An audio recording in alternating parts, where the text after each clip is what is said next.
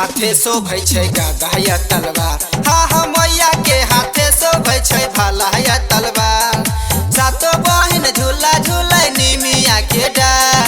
सातो बहिन झूला झूलै निमिया के डार। मैया के हाथे शोभै छै गदा या तलवार। हाँ हाँ मैया के हाथे शोभै छै गदा या तलवार।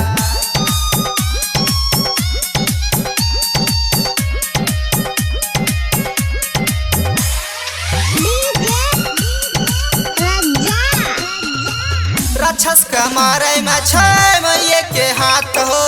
देवतो गण दिलकै मैया रानी के साथ हो। राक्षस के मारे में छै मैया के हाथ हो। देवतो गण दिलकै मैया रानी के साथ हो। गदा संग चक्र औरी दिलकै त्रिशूल हो। एक एक काली मैया पी लेलकै खून हो। एक एक काली मैया पी लेलकै खून हो। भक्तक नैया भवसागर सा कर दे छै हो पार। भक्तक नैया भवसागर सा कर दे छै हो पार। मैया के हाथे शोभै छै गदा या तलवार। हाँ हाँ मैया के हाथे शोभै छै गदा या तलवार।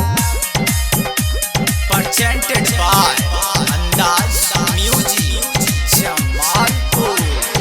मैया के हाथे शोभै छै गदा या तलवार। हाँ हाँ मैया के हाथे शोभै छै भाला या तलवार। राइटर डेविड गाना लिखी के देलकै। सौरभ सवरिया अपन गला दे देलकै। राइटर डेविड गाना लिखी के देलकै। सौरभ सवरिया अपन गला दे देलकै। भैया सरवन गाना दिलकै बनाई हो। दीपक प्रेमी मैया रहे सहाय हो।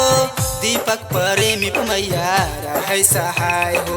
हर इंसान से मैया रानी करे छै हो प्यार। हर इंसान से मैया रानी करे छै हो प्यार।